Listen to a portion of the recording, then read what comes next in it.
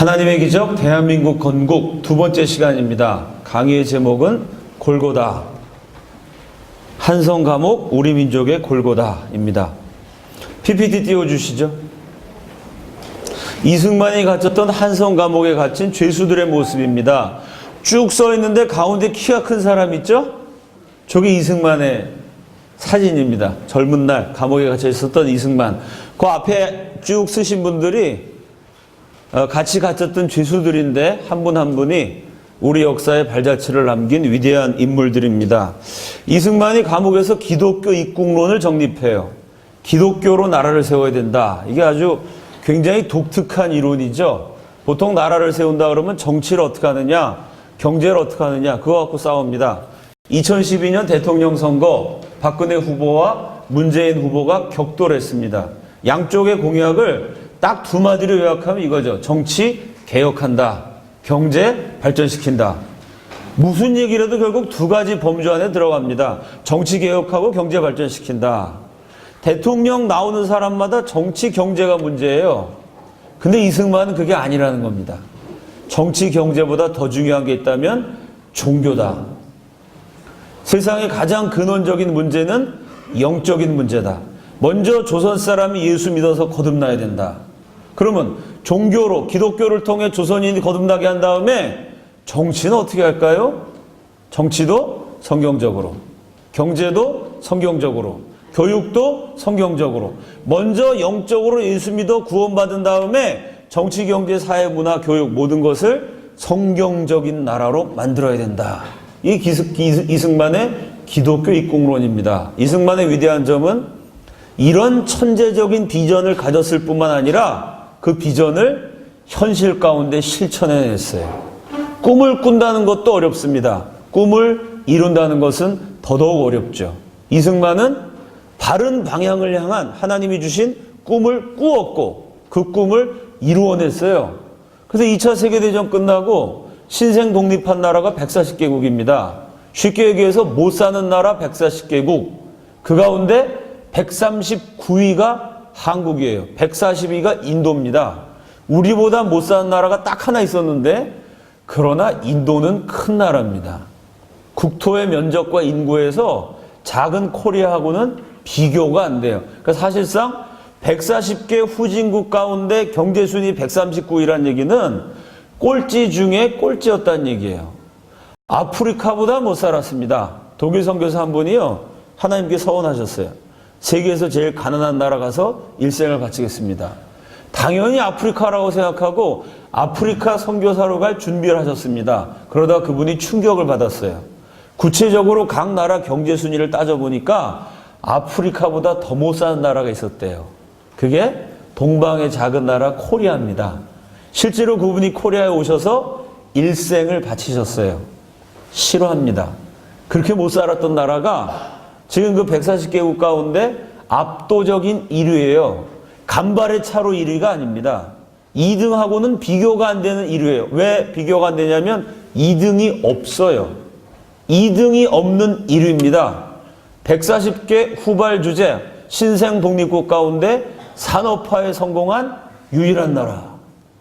한국이 산업화에 성공하고 2등이 되다 만 게 아니라 2등은 없어요. 한국만 됐어요. 민주화에 성공한 유일한 나라.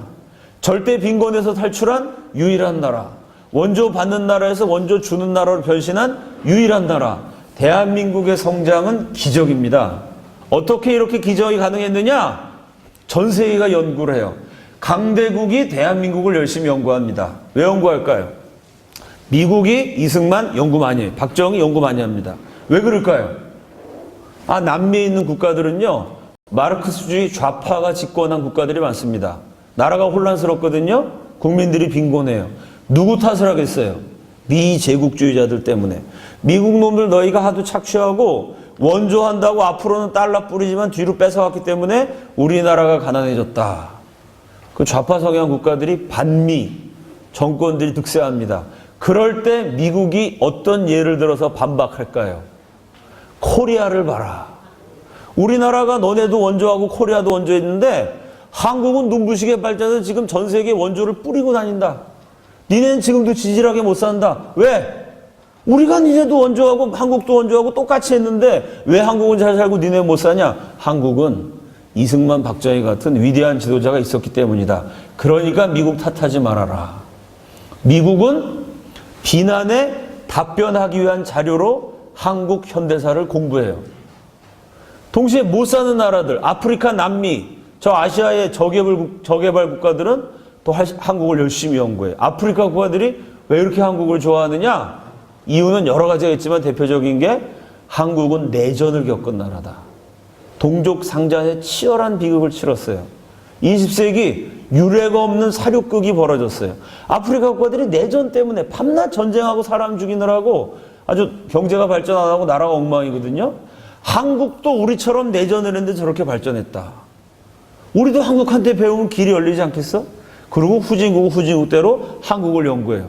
후진국은 한국처럼 되고 싶어서 연구하고 선진국은 비난에 답변하기 위해서 한국을 연구해요. 그러니까 잘 사는 나라 못 사는 나라 다 한국 현대사를 공부하는데 딱 한 나라 한국만 현대사를 공부하네요.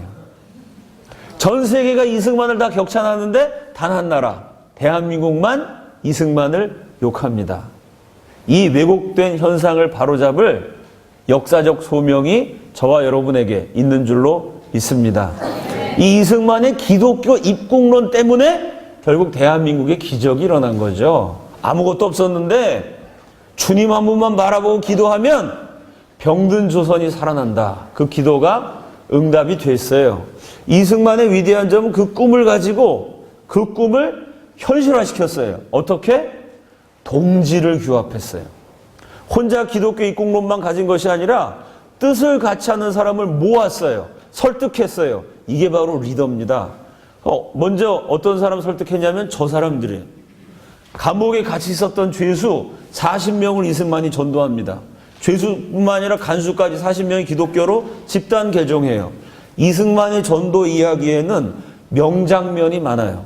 동료 죄수만 전도한 것이 아니라 간수를 전도했어요. 간수가 때리는데 맞아가면서 복음을 진 거예요. 간수가 고문하는데 신음하면서 예수를 전해요. 나를 때리는 당신이 꼭 만나야 할 분이 있다. 예수 그리스도시다. 예수 믿어야 구원받는다. 간수가 때리다가 복음 듣고 감동받아갖고 예수를 믿어요. 그리고 나중에 이승만이 미국 유학 갈 때 그 간수가 유학 자금을 대주어요. 이런 아름다운 이야기를 남깁니다. 이승만은 최초로 한 게 많아요. 최초의 영어 교사, 최초의 영어 연설, 최초로 영어 사전을 만드신 분, 우리 역사상 최초로 한 게 수십 가지 됩니다. 그 중에 하나, 제일 의미 있는 타이틀, 이승만은 최초의 전도왕이었어요. 요즘 의사 전도왕, 진돗개 전도왕, 고구마 전도왕, 한국의 전도왕이 많죠? 원조 전도왕, 이승만입니다. 40명을 전도했어요. 이게 신기록이에요. 이승만이 40명 전도하는 동안 감옥 밖에 있었던 주로 미국 서양 선교사님들이 한 10대뿐 되셨는데 10년 넘는 세월 동안 전도한 게 똑같이 40명이에요. 이승만 혼자 40명을 했는데 그것도 감옥에 있었던 한 5년 7개월 동안에 주로 초기 1, 2년에 40명이 다 예수 믿게 됐는데 이 양반들은 10대뿐이나 되시는 분이 10년 넘는 세월 동안 왜 40명밖에 전도를 못했을까요? 이게 말이 안 통해서 그랬어요. 아펜젤로 선교사가 한국 와가지고 한글을 배우고 나서 이런 기록을 남겼습니다. 한글은 세계에서 가장 우수한 글자다. 한글이 얼마나 뛰어난지를 알았어요. 근데 그 밑에다 한 줄을 더 썼어요. 그런데 조선말은 배우기가 세계에서 가장 어렵다. 왜 우리말이 배우기 어려울까요? 아펜젤로 선교사가 블루를 예를 들어 블루. 영어는 파라타, 블루, B-L-U-E. 배우면 끝나요. 근데 한국은 블루가 수백 개다 이렇게 적었어요. 파라타, 퍼로타, 푸르다, 시퍼로타, 세파라타, 푸르스름하다, 푸리끼리하다, 푸르딩딩하다. 파라타가 너무 많아요. 그럼 블루 하나 다 외운다면 옐로우가 또 수백 개예요. 노랗다, 누렇다, 샛노랗다, 신누렇다, 노르스름하다, 누르스름하다, 누리끼리하다. 야, 한국말 너무 어렵다. 한국말 배우다 결국 포기합니다. 그럼 어떻게 전도를 해요? 배제학당 학생들에게 영어를 가르쳤어요. 이 친구들이 영어를 다 알아듣게 되면 내가 영어로 복음을 설교하리라. 열심히 가르쳤더니 한 1년 지나니까 효과가 있어요. 학생들이 제법 영어를 말하고 써요. 아, 내가 영어로 복음 전해야 되겠다. 기도를 세게 하고 드디어 외쳤어요. 배제학당 학생이 설교를 듣고 일기장에다 썼습니다. 영어로 떠드는데 무슨 소리인지 한마디도 모르겠다. 영어 못한다고 자책하지 마세요. 그게 유전자예요. 우리 조상들도 그렇게 못했어요. 본토민한테 1년을 배우고도 못 알아들었어요. 그 아펜젤로 선교사가 충격을 받습니다. 실제로 회개 기도를 해요. 아, 선교사가 원주민 언어를 안 배우고 내가 쉬운 길로 가려고 그랬구나. 그리고 과외 선생을 고용합니다. 똑똑한 조선 청년에게 한국어 특별 과외 교습을 받아요. 한 1년 지나니까 그것도 웬만큼 한국말에 자신감이 생겨요. 드디어 또 한 번 기도를 세게 한 다음에 이번에는 한국어로 복음을 딱 설교했어요. 아니, 학생들 반응이 궁금하죠? 과연 예수님이 영접했을까? 다시 일기장을 봤어요. 1년 전에 영어를 도저히 못 알아듣겠다 썼던 학생이 1년 후엔 이렇게 적었어요. 차라리 영어가 쉽다. 이렇게 썼어요. 미국 사람이 한국말 하는데 그게 더 어렵다는 거예요. 언어의 장벽 때문에 전도가 안 되던 시절에 이승만이 40명을 전도합니다. 그 40명에 대한 기록이 4천 종류가 넘어요. 이 40명이 우리 민족의 운명을 바꾸게 됩니다. 이 40명에 대한 책 출판된 거 다 모으면 이 거대한 캠퍼스 가득 채우고도 모자랄 겁니다. 여러분 이름을 알고 계신 분 대표적인 두 분 사진을 한번 보죠. 헤이그 밀사 들어보셨죠? 이준 열사 알고 계시죠? 1907년 고종 황제가 네덜란드 헤이그의 이준 이상설 이휘종 새 밀사를 파견합니다. 일본 침략의 부당성을 알리려는 목적이었죠. 그러나 일본의 방해로 새 밀사는 회의에 참석하지 못해요. 그 다음 장면이요. 그리고 이준 열사는 네덜란드에서 세상을 떠납니다. 사진에 보시는 것처럼 그래서 지금도 네덜란드 헤이그에 이준 열사 박물관이 있어요. 퀴즈. 이 컨퍼런스에 오기 전에 이준 열사를 모르셨던 분 손 들어보세요. 예, 몇 분 계십니다. 국사 시간에 심히 조셨던 분들이. 헤이그 밀사 사건 오늘 처음 들으신 분 손 들어보세요. 예, 역시 몇 분 계십니다. 예, 아무래도 초등학교를 검정고시로 하신 것이 아닐까 생각이 돼요. 대부분은 알고 계세요. 그죠? 이준 열사, 헤이그 밀사.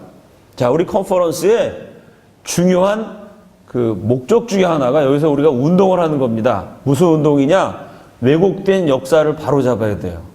아멘이시죠? 진실을 알려서 거짓을 물리쳐야 됩니다. 아멘이시죠? 그게 대한민국을 살리는 길이에요. 뭐 나라 위해서 애국한다고 수단 방법 가리지 말자는 게 아니에요. 진실을 알리는 겁니다. 잘한 건 잘한 거대로, 못한 건 못한 거대로. 진실을 알려야 민족이 살아날 수 있어요. 그럼 어떻게 진실을 알리느냐? 대한민국 역사 교육이 얼마나 왜곡됐는지 이준 열사 사건 요거 하나만 봐도 딱 알 수 있어요. 방금 제가 설문조사를 해봤더니 이준 열사 헤이그 밀사 사건을 모르셨던 분이 이 중에 글쎄 한 두세 분밖에 없어요. 나머지는 다 알고 계셨어요. 그죠? 제 강의를 듣기 전에 이준 열사가 기독교인이었던 거 아셨나요? 헤이그 밀사 사건을 기도하면서 진행했어요. 아셨나요?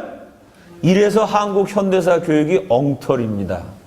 우리나라 근현대사에 중요하고 의미 있고 감동적인 파란만장한 우리 근현대사에 그래도 눈물겹지만 아름다운 발자취를 남겼던 분들은 95% 이상 기독교인이었어요.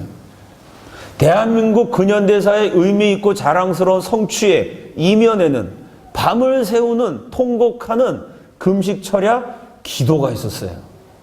그걸 빼놓고 가르쳐요. 빼놓고. 기독교를 빼놓고 역사를 가르치니까 전 국민이 헤이그 밀사 사건을 알아요. 전 국민이 이준 열사를 알아요. 그런데 그 이준 열사의 영혼을 사로잡았던 기독교를 몰라요. 기독교의 복음이 들어감으로써 비로소 헤이그 밀사 사건이 발생했다는 역사적인 근원을 몰라요. 그러니 영혼이 빠져버린 교육이죠.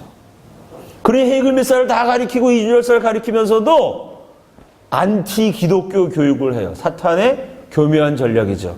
역사 어떻게 바로잡을까요? 이거 하나부터 따집시다. 헤이그 밀사 사건 어떤 사건이냐?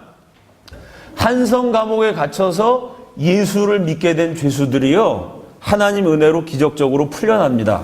감옥에서 나와서도 감옥에 만나갖고 매일 같이 성경 보고 기도했어요. 그 습관을 이어서 성경 공부 모임을 만들어요. 그 성경 공부 모임 멤버들 중에 정치인들이 많았어요. 그 중에 한 분, 국제 정세에 밝으신 분이 네덜란드 헤이그에서 만국 평화회담이 열린다 얘기를 해요. 그랬더니 거기 모인 분들이 그래? 그럼 기도하자. 그 회의를 통해서 우리 나라가 멸망을 면하고 살아날 방법을 생각해보자. 기도해서 국려낸 것이 황제 폐하께 보고서를 써요. 고종 황제에게. 회담이 열리는데 일본 몰래 밀사를 보냅시다. 일본이 우리 외교권을 강탈한 을사보호조약 그건 잘못된 거라고 국제법상 불법이라고 세계 여론에 호소합시다. 우리가 힘이 있으면 우리 힘으로 일본 몰아내면 되는데 우리 힘이 없으니까 세계 여론을 등에 업어야 돼요. 이런 계획을 얘기합니다. 고종 황제가 그래? 그럼 법적으로 을사보호조약이 잘못이라는 거 증명하려면 법을 잘 아는 사람이 가야 돼, 그죠? 그래서 그럼 법률가 누구를 보낼까? 마침 한성 감옥에서 예수를 믿고 헤이그 밀사 사건을 주도했던 이준 열사가 그 당시 조선 최고의 법률가였어요. 우리나라 최초의 검사입니다. 이분이 법률에 밝으니까 이준희를 보내갖고 국제법상 불법이라고 따지자. 한성 감옥 출신들의 기독교인이 기도하면서 계획해서 진행한 사건이 헤이그 밀사 사건이에요. 이준 열사가 네덜란드로 가요. 곧바로 간 게 아니라 그때는 서울에서 네덜란드 가는 직항편이 없었어요. 중간에 미국에 들려요. 미국에서 자신에게 복음을 증거했던 그 당시 유학 중이던 이승만을 만나요. 자신을 전도한 영적인 스승 이승만을 만나서 이준, 이승만 두 애국자가 밤을 새워서 금식 철야 기도를 해요. 기도하고 아침에 새벽이 밝았을 때 이승만은 미국에 남아서 독립운동을 계속하고 이준 열사는 네덜란드로 떠나요. 비록 헤이그 밀사 사건은 실패로 끝났지만 이 사건을 준비한 우리 선조들의 기도는 결코 실패하지 않는 줄로 믿습니다. 그 기도의 정신이 살아있어서 오늘날 부강한 대한민국을 이룬 것입니다. 이분이 이승만의 전도로 예수를 믿었어요. 그 다음 장면이요. 1927년 월남 이상재 선생이 세상을 떠납니다. 그 당시 우리나라 신문 2개 있었어요. 신문 하나의 제목은 조선의 거인 세상을 떠나다. 또 하나의 제목은 월남 선생이 가셨으니 누가 조선의 스승이 되랴. 이분의 별명이 조선의 거인, 조선의 스승이었어요. 전 민족적인 존경을 받았습니다. 이상재 선생의 장례식은 우리 민족 최초의 사회장으로 치러졌어요. 지금으로 치면 국장이나 국민장입니다. 근데 나라 국자를 못 쓰고 사회장으로 한 거는요. 그때 우리가 일본의 식민지였잖아요. 일본 식민지였을 때 독립투사가 돌아가셨기 때문에 일본 놈들이 절대 국민장 같은 거 못하게 하죠. 이름은 사회장이었지만 사실은 국민장이었어요. 서울 장례식장에 당시 서울 시민 30만 명 가운데 20만 명이 참석했어요. 그 정도로 존경을 받았습니다. 조선 팔도에는 모든 단체 조직이 이상재 선생 장례식장에 발기인으로 이름을 올렸어요. 이분이 직접 만든 거. 조선기자협회, 조선화가협회, 독립운동단체였던 신간회, 조선교육자협회. 모든 단체가 쫙 있는데 뭐 단체가 몇 페이지예요. 제가 연구하다가 웃었어요. 왜 웃었냐면은 그 수많은 단체 가운데 특이한 단체가 하나 있었어요. 무슨 단체냐면은 조선기생단. 기생단체에서도 발기인으로 참여했어요. 기생들도 애도했던, 기생들한테도 존경받았던 위대한 인물이십니다. 원래 이상재 선생은 우리 민족 최초의 외교관이셨어요. 1888년 전권공사 박정량을 수행하는 3등 서기관으로 미국에 파견됩니다. 그때 미국 땅을 처음 밟은 조선 외교관을 만난 미국 측 고위 관료들의 기록이 남아있어요. 제가 그걸 하나하나 찾아서 읽어봤습니다. 그 미국 사람들 눈에 비친 이 멸망 직전에 대한제국 외교관들의 모습은 어땠을까? 읽다가 정말 얼굴이 뜨거워졌어요. 우리나라가 지지리도 못 살고 무지하게 더러웠구나. 왜 그러냐면요. 명색이 조선 최고의 엘리트들입니다. 대감마님들이에요. 그 대감마님을 만난 미국 측 고위 관리들이 뭐라고 기록에 남겼냐면은 계속 반복되는 표현이 나와요. 조선 사실을 만났다 그러면 이 얘기가 보고서에 꼭 들어가요. 너무 오래 씻지 않아서 냄새가 난다. 조선이 하도 못 살아갖고 샤워 시설도 없고 비누가 없어갖고요. 냄새가 나요, 냄새가. 박정량을 미국 국무장관이 만났습니다. 박정량은 그 당시 조선정부 랭킹 3위였어요. 랭킹 3위면 지금으로 치면 대통령, 국무총리, 부총리. 부총리쯤 되는 고위 관료입니다. 그 박정량을 만나고 미국 국무장관이 기록에 이렇게 남겼어요. 박정량은 조선정부의 실력자답게 유창한 영어를 구사했다. 그 시절에 벌써 영어를 잘했으니까 대단하신 분이죠. 근데 한 줄 더 썼어요. 그런데 유창한 영어에도 불구하고 오늘 2시간 회담한 내용이 하나도 기억이 안 난다. 2시간 동안 유창한 영어로 얘기했는데 기억이 안 나요. 왜 그럴까요? 박정량이 그냥 간 것이 아니라 온몸 가득 우리 조선의 토산품을 붙여갖고 갔어요. 회담을 하는데 박정량 몸에서 슬금슬금 뭐가 기어 나와요. 이, 빈대, 벼룩, 벌레들이 막 기어 나와요. 회담하는데 조선의 이가 막 튀니까, 벼룩이 튀니까 미국 장관이 놀래가지고 잠깐만요. 이를 막 잡다가 정신이 없어서 실제로 대통령한테 보내는 보고서에 썼어요. 오늘 이 잡고 벌레 잡은 것밖에 기억이 안 난다. 그 집에 가갖고 이를 또 옮겨갖고 갔어요. 그 다음날부터 이 장관집 애가 자꾸 머리를 긁어. 엉덩이가 가렵대. 그 와이프한테 혼났다는 얘기가 실제로 있어요. 조선정부 랭킹 3위가 이와 벼룩을 수출했어요, 미국에. 이러니 참 꾀죄죄한 게 못 먹어서 삐쩍 마른 조선 외교관들을 보고 미국 사람들이 불쌍하게 생각합니다. 아, 쟤는 일단 먹이고 보자. 미국 수도 워싱턴의 최고급 스테이크하우스에 데리고 갔어요. 미국은 햄버거가 웬만한 텍사스 같은데 햄버거는요. 웬만한 집가 햄버거가 제 얼굴만 해요. 소고기를 딱 잡아갖고 살균철해서 그 자리에서 먹으면 얼마나 맛있는지. 뭐랑 똑같냐면은 한국 바다에서 회 잡아갖고 물고기 잡아서 그 자리에서 회를 떠서 먹는 거랑 똑같아요. 소를 잡아서 그 자리에서 먹으면 그렇게 맛있어요. 야, 이 미국 소고기를 주면 조선 사람들이 좋아하겠구나. 그리고 레스토랑에 데리고 갔어요. 스테이크하우스에서 사람 얼굴만한 소고기를 스테이크를 딱 주고 나이프하고 포크를 줘요. 나이프를 딱 주면서 썰어서 드시면 됩니다. 이러면 좋아할 줄 알았더니 갑자기 조선 사람들이 버럭 화를 내요. 이상재 선생이 유창한 영어로 이렇게 항의합니다. 우리 문명국 조선에서 칼을 들어 고기를 써는 짓은 천하디 천한 백정이나 하는 짓이다. 그래서 양반들이 이걸 안 썰어요. 그래서 할 수 없이 미국 사람들이 죄송합니다. 그리고 대신 썰어줬어요. 아, 양반이 비가 와도 뛰지 않는 사람들이 어디 양반이 고기를 썹니까? 고기 칼질하는 거 백정이나 하는 짓이죠? 아, 죄송합니다. 그리고 포크를 딱 주더니 이거로 찍어 먹으래요. 조선 사람들이 난생 처음 포크를 봤어요. 여러분, 포크가 뭐랑 비슷하게 생겼죠? 요게 삼지창 아니면 쇠스랑입니다. 그죠? 이상재 선생이 또 유창한 영어로 얘기했어요. 우리 문명국 조선에서는 요런 거로 밭을 간다. 이러면서 포크를 안 찍어요. 그 칼질을 안 한다 해갖고 대신 썰어줬는데 포크질도 안 한다니까 죄송합니다. 입을 벌리세요. 이러고 찍어서 넣어줘야 돼요. 아, 이게 무슨 기생도 아니고 미국 사람들이 당황해요. 어쩔 줄 모르는데 이상재 선생이 빙고래 웃더니 갑자기 자리에서 딱 일어납니다. 팔을 펼쳐요. 우리 한복의 매력이 도포자락이 있어요. 우리 조상들이 팔을 딱 펼치면 이 도포자락에서 막 시가 나오고 그림이 나오고 쌈짓돈이 막 나와요. 팔을 딱 펼치더니 도포자락 안에 숨겨갖고 간 비장의 무기를 꺼냈어요. 그게 뭘까요? 젓가락을 거기다 싸갖고 왔어요. 세상에. 젓가락을 딱 꺼내시더니 스테이크를 양반이 어떻게 포크로 찍습니까? 스테이크로 젓가락으로 스테이크를 딱 집어서 드셨어요. 이번엔 미국 사람이 눈이 휘둥그레져요. 동양인이 젓가락질하는 걸 백인 애들이 처음 봤어요. 너무 놀래갖고 야, 그거 신기한데 나도 한번 해봅시다. 젓가락을 빌려서 시도해 보았으나 젓가락으로 스테이크를 찝는 고난도의 행위는 절대로 백인 애들이 할 수 없어요.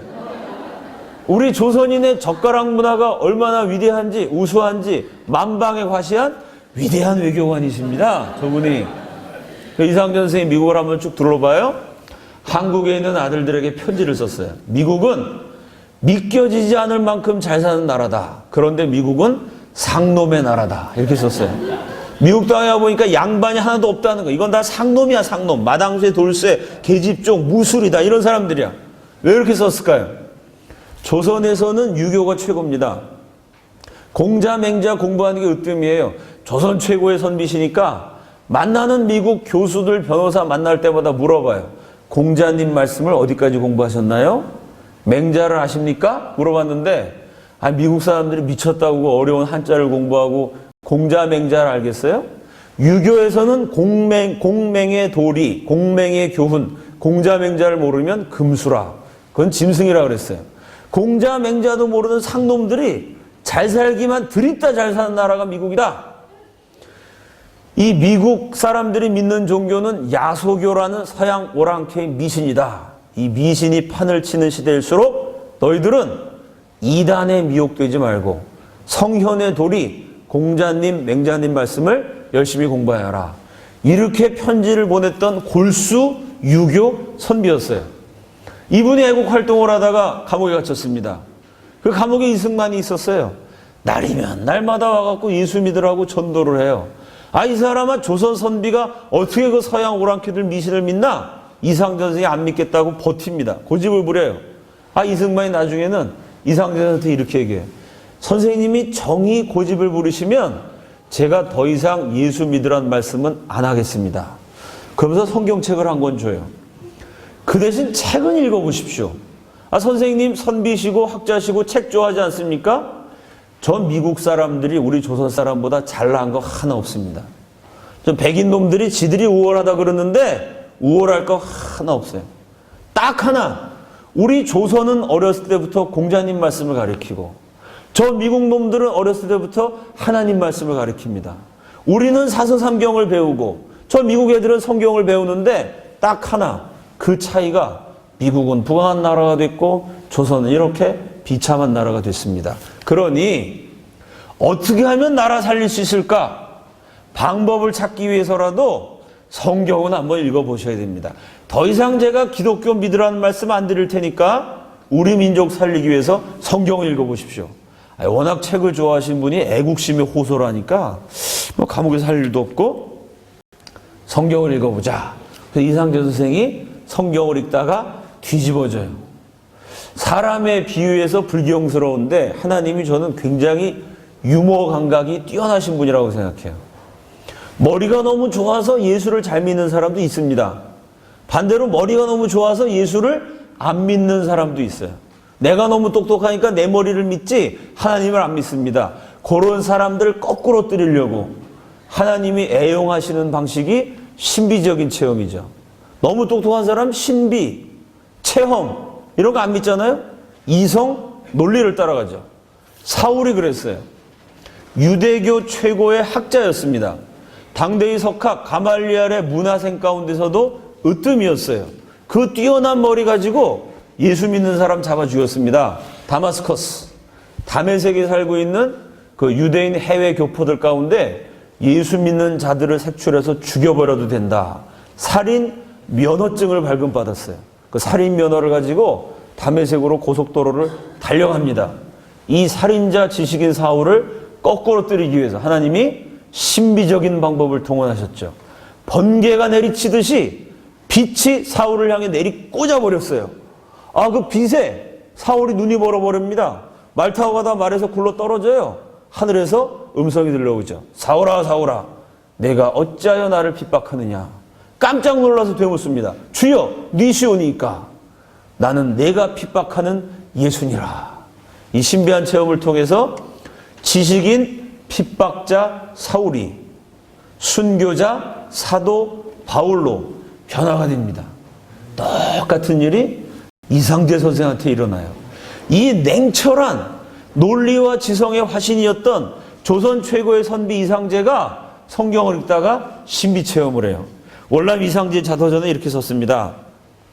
성경을 읽는 중 나는 생전 처음으로 이상한 체험을 했다. 하늘에 임금이 보낸 사자가 나에게 와서 말했다. 하나님이 누굴 보내신 모양이에요. 나는 수년 전 내가 미국 워싱턴에 갔을 때 성경을 주어 예수를 믿을 수 있는 기회를 주었건만 네가 거절했다. 그것이 첫 번째 큰 죄다. 첫 번째 큰 죄가 뭐라고요? 예수 안 믿는 겁니다. 맞아요? 틀려요? 아니, 살인하는 게 더 큰 죄죠. 바람 피는 게 더 큰 죄죠. 아니, 살인하는 것보다 예수 안 믿는 게 더 큰 죄겠어요, 세상에? 살인하는 게 더 무서운 죄죠? 가만히 생각해 보세요.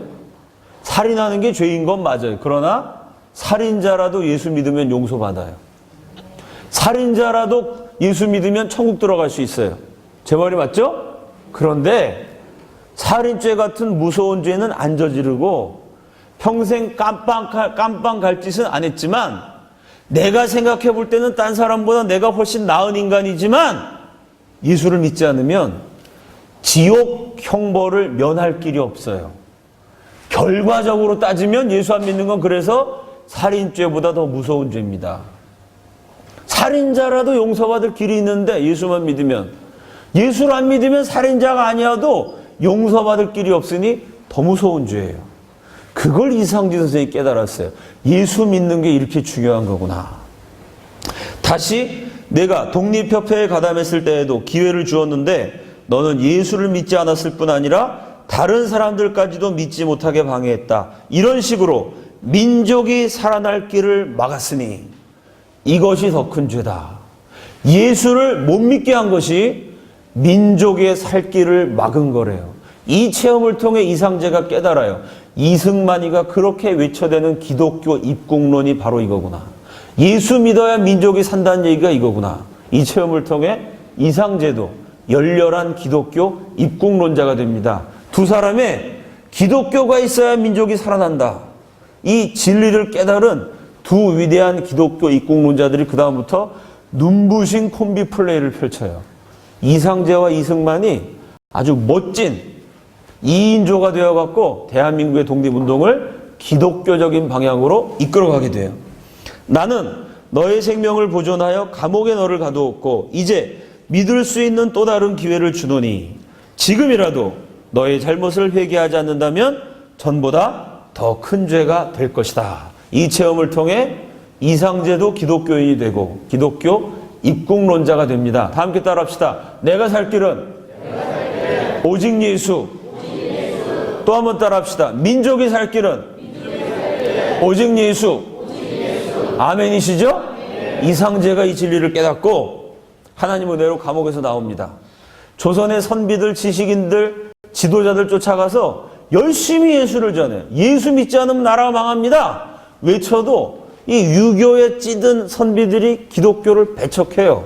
기성세대가 예수를 거부한다면 할 수 없다. 젊은 세대로 가야 된다. 이때 이상재 선생이 멋진 명언을 남기죠. 청년이 살아야 민족이 산다. 다 함께 따라합시다. 청년이 살아야 민족이 산다. 어른들이 아무리 전도해도 예수를 안 믿으니까 그렇다면 자라나는 세대라도 예수를 믿게 해서 나라를 살려야 된다. 그래서 그분이 단체를 하나 세우십니다. 그 다음 장면이요. 그게 YMC 황성기독청년회에 저기서 젊은이들을 가르쳐요. 기독교와 애국을 가르칩니다. 기라성 같은 인재들이 모여가지고 저기서 이상재 선생을 따라 위대한 기독교인, 위대한 애국자들이 돼요. 이상재 선생은 조선 최고의 외교관, 조선 최고의 지식인, 아주 정치적으로 파워가 있었던 이상재 대감, 조선 최고의 리더였어요. 플러스 예수를 믿은 다음에 한 가지가 덧붙여집니다. 조선의 성자가 돼요. 원래도 인격이 뛰어나셨지만 예수 믿기 전에는 인격적인 대감이었어요. 유교적인 인격이었어요. 양반 쌍놈 남자 여자 차별하는 인심 좋았지만 어디까지나 유교적인 인격이었어요. 근데 이분이 예수님 믿고 나갖고는 예수님 말씀 그대로 살아가는 성자가 돼요. 감옥에서 나오자마자 이 이상재 대감마님이 갑자기 마당쇠, 돌쇠, 무수리, 계집종 이런 하인, 하녀, 노비들을 집으로 들어오라. 옛날에 하인, 하녀들은 감히 대감마님의 안방에 못 들어왔습니다. 마당에서 무릎 꿇고 절했어요. 방으로 들어오라. 안방으로 막 들어오래. 마당쇠, 돌쇠한테. 그 마당쇠, 돌쇠가 황공해가지고 어쩔 줄을 모르겠죠. 그 마당쇠한테 이상재 선생이 갑자기 이놈 마당쇠야 이런 게 아니라 형제님 이렇게 불러요. 마당쇠가 적응이 안 돼.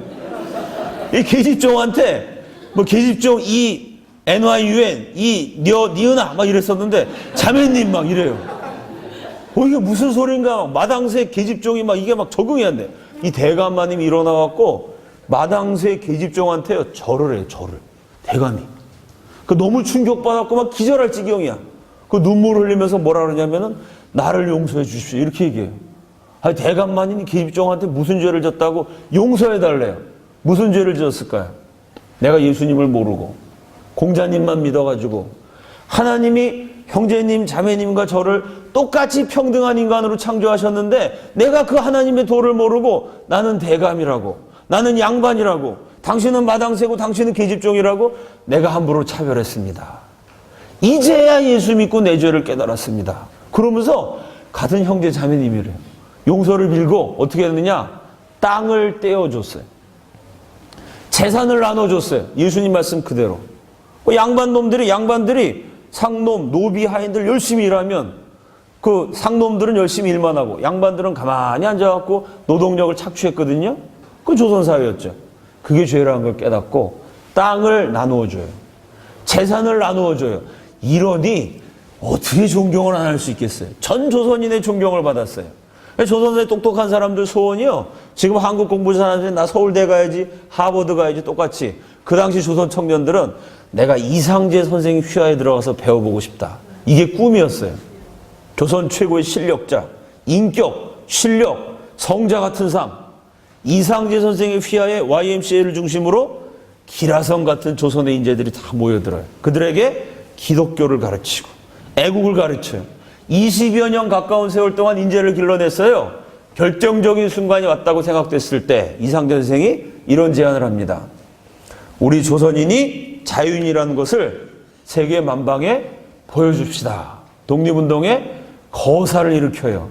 이상재 선생이 주도해서 일으킨 운동, 그 다음 장면이요. 그게 그 유명한 3.1운동이에요. 3.1운동의 배후 조종자가 이상재 선생입니다. 그 뿌리는 이승만한테까지 거슬러 올라가요.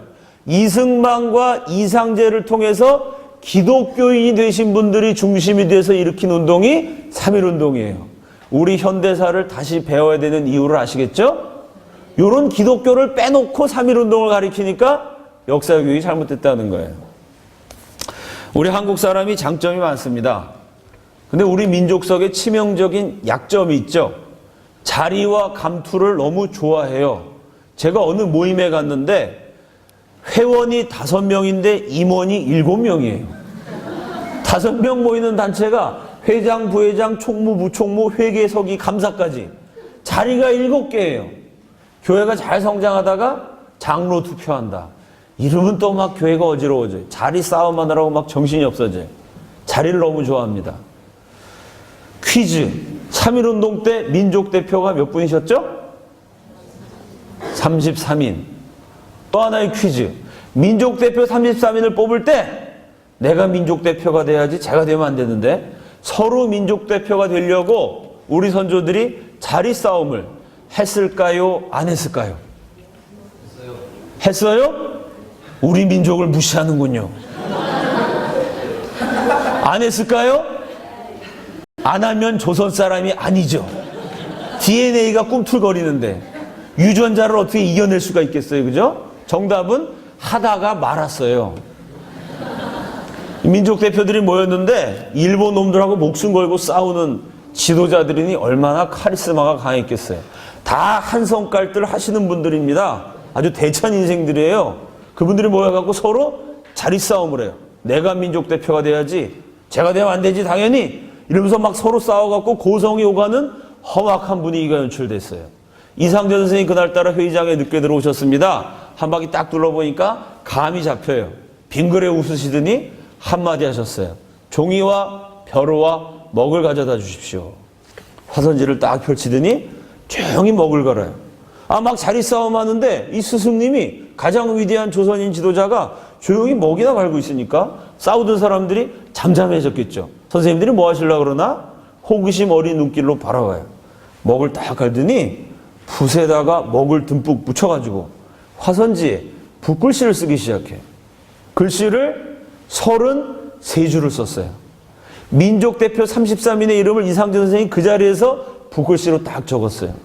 볼펜으로 썼으면 1분 걸리는데 붓글씨로 쓰느라고 3분 걸렸어요. 다 쓰신 다음에 회의장에 제출하면서 딱 한마디 하셨어요. 부족한 저의 소견으로는 이분들이 지도자가 되셔서 3.1운동을 이끌어 나가셨으면 좋겠습니다. 한마디에 기라성같이 자리 싸움을 하던 그 대단한 카리스마적인 독립투사들이 일제히 월남 선생님 말씀이면 만장일치로 바뀌었습니다. 땅땅땅. 민족대표 33인을 3분 만에 결정했어요. 바로 이것이 크리스찬 리더십입니다. 이런 크리스찬 리더가 되시기를 예수님의 이름으로 축원합니다. 여러분 서점에 가보면요. 기독교 리더십 책이 많아요. 백악관을 기도실로 만든 대통령 링컨, 11조의 비밀을 알았던 부자 록펠러, 성경이 만든 사람 워너메이커, 다 위대한 분들입니다. 한 가지 문제는 죄다 미국 사람이에요. 하나님이 사람을 지으실 때 미국, 너네는 기독교 지도자가 많이 나와라?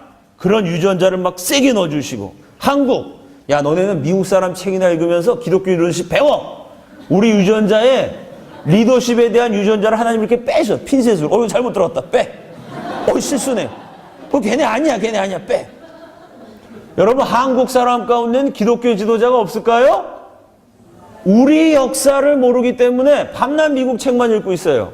제가 이상재 선생 읽고 열받아가지고요. 그 다른 나라 독립운동사를 뒤져봤어요. 미국도요.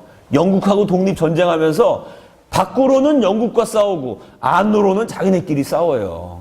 독립되면 내가 대통령이 돼야 된다 이러고 워싱턴, 제퍼슨, 해밀턴 대단한 인물들인데 사람이 어떻게 그 야심이 없겠어요. 정치가가. 당연히 정치를 하면 대권을 잡고 싶죠. 그렇지 않습니까?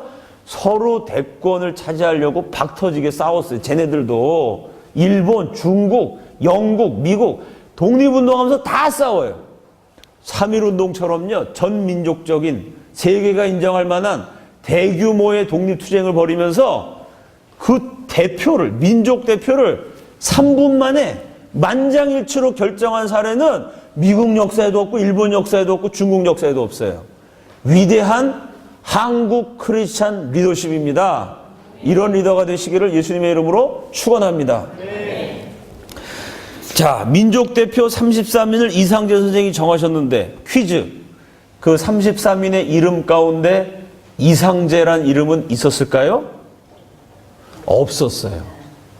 이게 크리스찬 리더십이죠. 이상재의 탁월한 실력, 최고의 실력. 실력만 있으면 돼요? 최고의 인격, 성자 같은 삶, 게다가 겸손함까지. 다른 분들을 민족대표로 내세우고 이상재 선생님 뒤에서 그분들을 후원하면서 3.1운동을 진행했어요. 그러나 일본 경찰은 귀신같이 알았어요. 이 정도 엄청난 독립운동을 일으킬 만한 실력자, 인물은 이상재밖에 없다. 그래서 민족대표 33인보다 제일 먼저 이상재를 체포해요. 일본 검사가 이상재를 신문합니다. 그 신문 기록이 딱 3줄이에요. 이 3줄을 읽고 제가 울었어요. 감동받아서 운 것이 아니라 억울해서 울었어요. 내 청춘이 아까워가지고. 내가 3.1운동 공부하느라고 책을 막 이만큼 쌓아놓고 어려운 한자어 막 컴퓨터로, 그때는 컴퓨터도 제대로 없던 시절 막 옥편 뒤져가면서 한자 사전 뒤져가면서 3.1운동 엄청 연구했는데 일본 검사와 이상재 선생의 신문 기록 3줄 읽는데 1분 걸려. 1분. 요 1분 읽으면 될 거를 책을 이렇게 읽느라고 내 20대, 30대 안타까운 청춘이 다 흘러갔어. 내 청춘이 아까워서 정말 울었어요. 화가 나가지고. 1분이면 됐네. 쓸데없이 공부 많이 했구나. 그 3줄이 뭐냐면 딱 이렇게 돼 있어. 일본 최고의 검사가 신문학위원회 일본도 칼을 딱 꺼내요. 일본 칼이 지금도 명품 아닙니까? 사무라이 칼을 꺼내갖고 이상재 선생 목에다 들여요. 딱 들여대고. 누가 3.1운동을 주도했느냐? 겁을 줘가지고 자백을 받아내려고 칼을 딱 들여대고, 누가 3.1운동을 주도했느냐? 소리를 질렀더니 이상재 선생이 겁을 먹으신 게 아니라 빙그레 한번 미소를 날리시고 이렇게 대답해요. 하나님이 하셨다. 그러니까 일본 사람들이 맥이 풀려요. 누구냐 말고 누구 김아무개 하나님 이러니까 아이씨 하나님 말고 사람 가운데는 누가 했느냐? 다시 한번 물어봐요. 이상재 선생이 또 한번 웃으면서 2천만 조선인이 한마음 한뜻이 되어서 일어났다. 하나님은 우리 조선인을 자유인으로 창조하셨는데 너희 우상숭배 신사 참배하는 일본 놈들이 노예로 만들었기 때문에 이 하나님의 말씀을 깨달은 2천만 조선인이 하나님이 우리를 자연으로 창조하신 뜻을 받들어서 한 몸같이 일어났다. 이쯤 되니까 이 이상재 선생의 영적인 카리스마에 일본 검사가 깨갱 눌려요. 그 다음부터 사정을 합니다. 선생님 한 번만 봐주십시오. 제가 오늘 신문한 내용을 보고서로 올려야 됩니다. 윗사람한테 1. 누가 3.1운동을 주도했는가? 하나님. 2. 이상재 사람 가운데는 누가 주도했는가? 하나님이 조선인을 자연으로 창조하셨으므로 2천만이 한마음 한뜻이 돼서 일어났다. 제가 이런 보고서 썼다간 검사 잘립니다. 내가 검사 되느라 고시공부를 얼마나 고생했는데 제발 봐주십시오. 수사에 좀 협조해 주십시오. 일본 수사가 검사가 사정을 해요. 이상재 선생님 무슨 일 하셨습니까? 솔직히 한번 말씀해 주십시오. 그럼 내가 솔직히 말씀드리겠습니다. 저는 하나님 말씀에 순종했을 뿐입니다. 하나님이 조선의 자유를 위해서 투쟁하라고 말씀하셨기 때문에 제가 아니라 아무것도 없고 그저 말씀에 순종하셨을 뿐입니다. 깨개갱 해갖고 신문이 끝났어요. 이 위대한 크리스찬 리더입니다. 여러분, 이승만이 한성 감옥에 갇힌 사건이요, 우리 민족의 역사를 얼마나 많이 바꿔놨는지 대충 감이 잡히시죠? 한성 감옥에서 이승만이 전도하신 분들 때문에 해이금 일사 사건이 일어났어요. 3.1운동이 일어났어요. 자, 40여 명 되는데 제가 두 분 소개해드렸습니다. 이준, 이상재. 그 외에도 제가 몇 분 이름을 읽어드리면 신응우. 나중에 대한민국 국회의원이 되신 분입니다. 감옥에서 예수 믿었어요, 이분도. 이원긍. 이분이 왜 중요하냐면은 이분이 대제학이었어요. 조선의 명문가를 따지죠, 여러분. 명문. 어떤 집안이 명문가일까요? 돈 많이 번 집안? 그게 명문가가 아니에요. 그럼 어떤 사람이 명문가겠어요, 여러분? 한번 맞춰보세요. 왕족은 당연히 아버지도 왕, 아들도 왕이니까 왕은 빼고, 왕 빼고. 왕 말고 뭐를 많이 배출해야 명문가가 될까요? 제일 높은 게 영의정이죠, 그죠? 영의정 아니면 왕비죠? 영의정을 많이 배출한 집안, 왕비를 많이 배출한 집안보다도 조선의 명문 그러면 대제학이에요. 대제학을 제일 많이 배출한 집안이 명문가예요. 왜? 그 영의정은 정치하는 자리입니다. 왕비는 집안도 좋고 예쁘고 그래갖고 왕비가 된 거죠. 대제학은 뭐냐? 조선 최고의 선비, 지식인이 맡는 게 대제학이에요. 그래서 정권이 바뀌면, 왕이 바뀌면 당연히 왕비도 바뀌어요. 정권이 바뀌면 영의정도 바뀌어요. 왕이 바뀌어도 바뀌지 않는 자리가 대제학이에요. 어떤 분이 대제학이냐? 율곡이. 또 저기 도산서원 세우신 분, 퇴계 이황. 이런 조선인들이 가장 존경하는 정신적 지도자가, 그 지도자들이 맡는 자리가 대제학. 그러니까 조선의 대제학 이러면 이건 최고의 지식인. 종교적으로 말하면 유교 조선의 핵심 분자예요. 그 대제학이 예수를 믿었다. 이거 엄청난 사건입니다. 조선 최고의 선비, 명문가의 상징인 고종시대의 대제학 이원긍이 이승만의 전도를 받아 감옥에서 기독교인이 됐어요. 유교 조선은 저물고 기독교 대한민국이 탄생하는 아주 상징적인 장면이죠. 이동영, 우리나라 상해 임시정부 역사를 얘기할 때 이동영 선생을 놓고는 얘기를 할 수 없어요. 상해 임시정부를 이끌어간 3대 지도자. 이승만 대통령, 김구 주석, 이동영 주석. 3대 지도자 가운데 한 분. 이 이동영도 감옥에서 예수 믿었어요. 이종일, 제국신문 사장이고 3.1운동 민족대표 33인 중에 한 분. 안국선 들어보셨죠? 금수회의록. 어디서 들어본 것 같죠? 시험 문제 많이 나오죠? 신소설. 새로운 문체로 쓰여진 신소설 금수회의록의 작가, 위대한 소설가 안국선. 역시 감옥에서 예수 믿었어요. 양의종, 유명한 독립운동가시고, 정순만, 시베리아 만주에서 활동한 무장독립투사, 박용만, 미국과 하와이에서 활동한 무장독립투사, 김정식, 경무국장으로 후에 동경 YMCA의 창설자. 이런 분들이 전부 감옥에서 이승만의 전도를 받아서 예수를 믿었어요. 우리 민족의 최고 지도자들입니다. 이 40명이 모여서 날마다 성경 읽고 기도하고 토론을 해요. 어떻게 하면 기독교 국가 대안을 세울 것인가 토론을 하다가 이분들이 결론을 내립니다. 우리들 생각에는 기독교가 자유의 종교라는 것은 의심의 여지가 없었다. 성경은 진리를 가르치고 있으며 그리고 진리가 너희를 자유롭게 하리라고 믿었다. 감옥에 갇혀 있었던 사람들 모두가 우리 국민들의 갱생을 위해 기독교를 전파하는데 일생을 바치겠다고 결의했다. 이분들을 사로잡은 말씀, 요한복음 8장 31절 32절. 진리가 너희를 자유케 하리라. 이 말씀을 이분들이 조금 바꿔요. 이 말씀으로 서로 화답합니다. 어떻게 바꾸냐면 진리가 조선을 자유케 하리라. 진리가 5,000년 내려온 지긋지긋한 가난에서 조선을 자유케 하리라. 진리가 나라가 멸망해버린 비참한 운명에서 조선을 자유케 하리라. 진리가 강대국들에게 끊임없이 짓밟혀야 하는 약소국의 처참한 소름에서 조선을 자유케 하리라. 예수만 믿으면 근사한 나라가 될 것이고 가난과 비참에서 자유케 될 것이다. 이 꿈을 가지고 40여 명이 기도해요. 하나님이 기적을 베풀어 주셔서 이 한성 감옥에서 죽지 않고 살려 내보내만 주시면 우리가 감옥을 나가면 일평생 기독교를 전파하겠습니다. 40명이 기도했는데 그 중에 2분이 감옥에서 처형당합니다. 38명이 기적적으로 살아나요. 이 38명이 조선 팔도로 흩어져요. 미국, 일본, 중국, 하와이, 시베리아, 멕시코, 프랑스 전 세계에 흩어져요. 가는 데마다 2가지를 합니다. 첫째, 교회를 세워요. 둘째, 독립운동을 해요. 이게 우리나라 근현대사의 특기할 만한 점이고 자랑스러운 점이고 감동적인 명장면입니다. 다른 나라는요, 독립운동하면요, 독립운동이 뭡니까?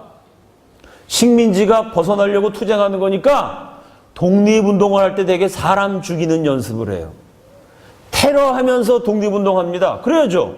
죽이고 폭탄 던지고, 물론 그런 무장 독립투쟁을 안 한 것은 아니지만 대한민국 독립운동사의 특이한 점은요, 딴 나라는 모여가지고 주로 공산주의자들이 테러를 중심으로 독립운동을 하는데 무장단체, 공산주의 단체가 독립운동의 주도권을 잡아요. 최소한 100개국 이상의 역사에서.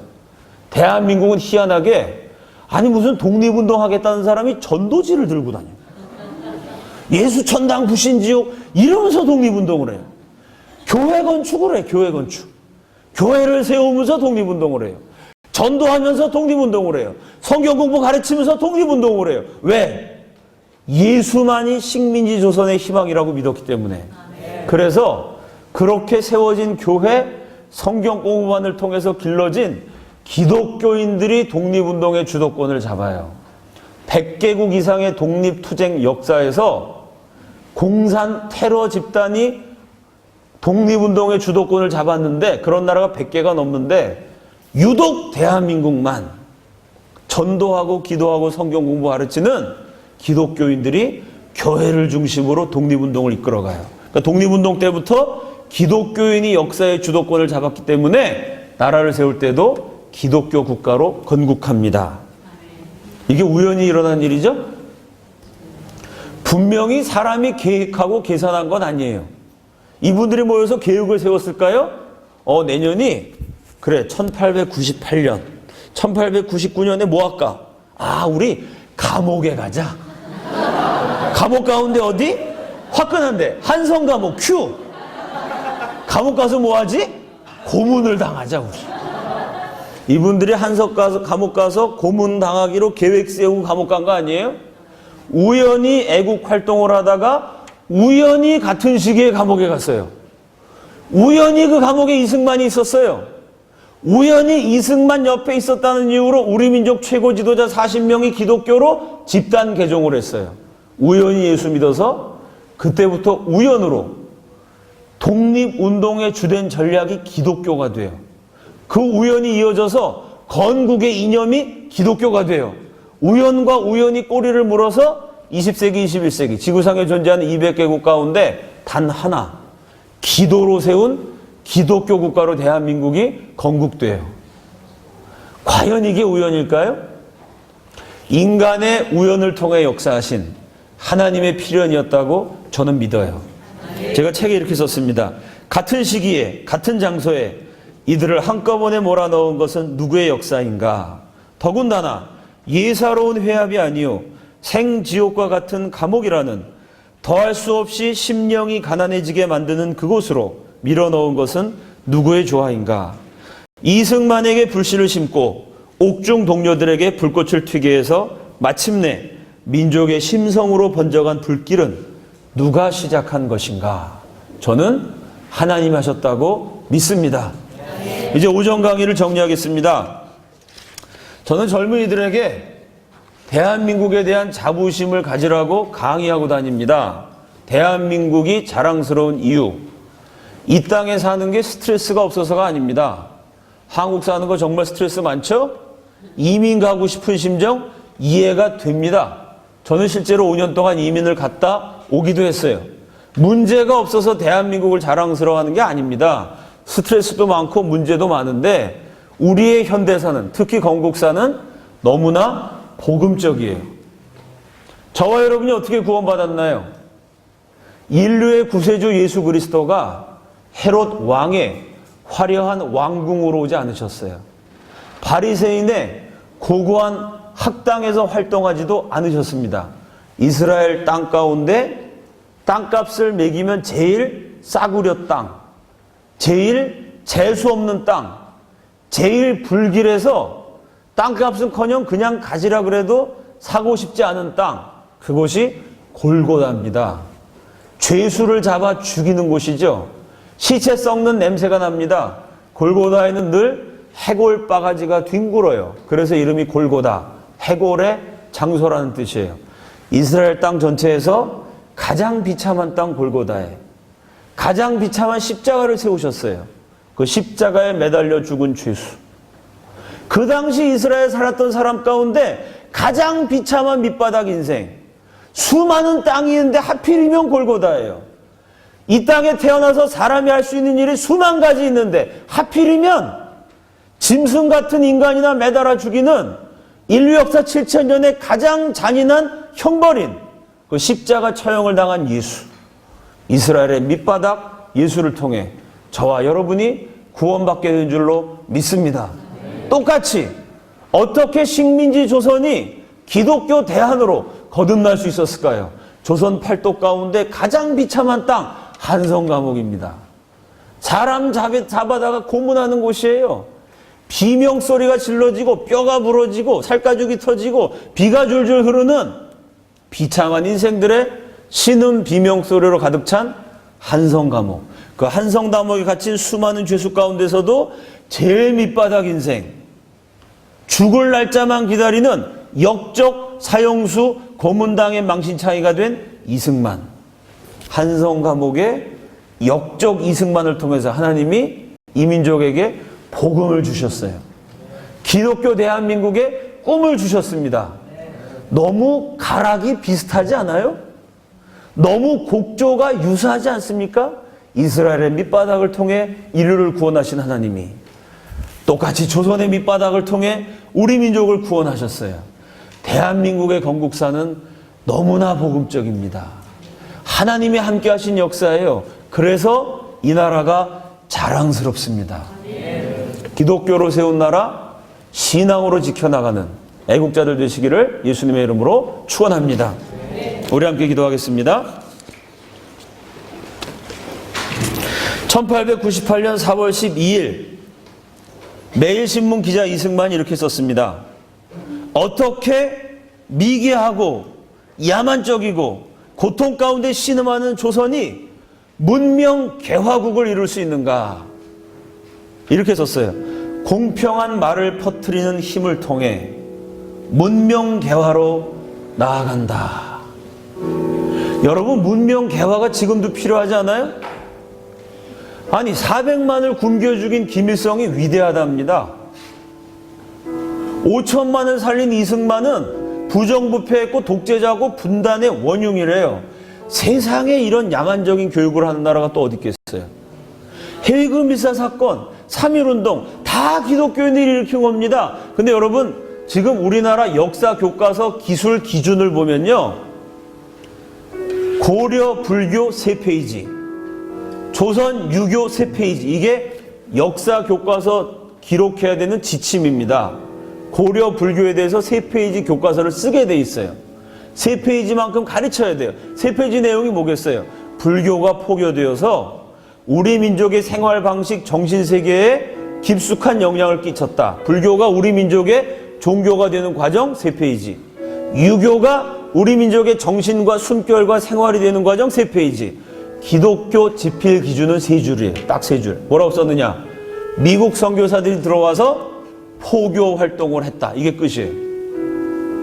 불교는 우리 민족의 정신세계에 영향을 끼치고 문화에 영향을 끼치고 옷 입는 거에 영향을 끼쳐서 우리 민족의 종교가 됐어요. 그걸 3페이지 써요. 조선도 3페이지 써요. 근데 기독교는 외래 종교로, 서양 종교로, 미제국주의 종교로 한국에 들어와서 포교 활동을 했다. 아니, 포교 활동만 했나요? 연세대학교, 이화여자대학교, 배제학당, 세상에 신학문을 가리키는 학교를 누가 세웠나요? 기생, 나병 환자, 문둥이들, 고아들, 그 많은 고아원, 병원들 누가 세웠나요? 대한민국. 불교도가 건국했나요? 건국 이념이 유교인가요?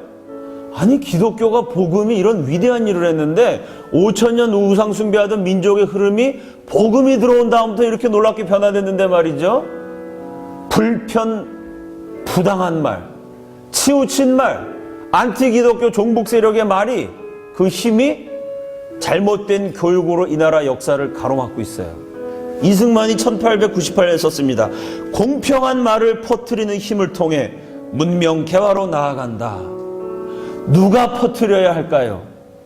여러분이 하셔야 돼요. 제 강의 오늘 들으셨죠? 아셨죠? 똑같은 강의 몇 번씩 들으신 분 계시죠? 이메일 보내세요. 트위터 하세요. 페이스북에 들은 내용을 여러분의 용어로 정리해갖고 친구들한테 보내세요. 공평한 말을 퍼뜨리는 힘. 힘이 세상을 바꿉니다. 힘이 있어야 세상을 움직일 수 있어요. 거짓된 힘이 판을 치기 때문에 대한민국이 신음합니다. 우상숭배 사탄적 힘이 작용하기 때문에 사람들이 지옥으로 걸어가고 있어요. 진리의 힘, 복음의 힘, 예수 그리스도의 십자가 보혈의 힘, 그 십자가를 믿은 예수를 만난 이승만과 건국 세력들이 증거한 진리의 힘, 공평한 말을 퍼뜨리는 힘을 통해서 문명 개화로 나아갑니다. 1898년 이승만이 쓰는 문장이 필요한 시대를 우리가 살아가고 있어요. 하나님 아버지, 진리를 전하는 사람이 되겠습니다. 잘못된 역사를 바로잡는데 내가 대단한 역사학자 아니어도 이 나라 국민의 한 사람으로 제가 기여하고 싶습니다. 쓰임받고 싶습니다. 행동하겠습니다. 저를 통해서 진리가 전파되게 하여 주시옵소서. 왜곡된 역사가 바로잡히게 하여 주시옵소서. 기독교인들이 믿음으로 건국한 자랑스러운 대한민국의 역사가 대한민국 모든 국민들에게 알려지게 하여 주시옵소서. 저와 여러분이 할 일을 생각하면서 주여 한번 외치시고 다 함께 통성으로 기도합니다. 주여!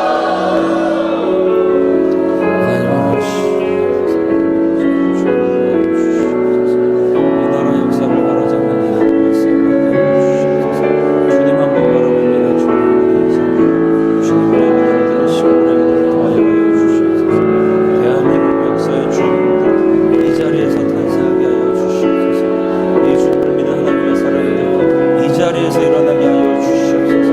예수 한국을 꿈꾸는 청년들, 성서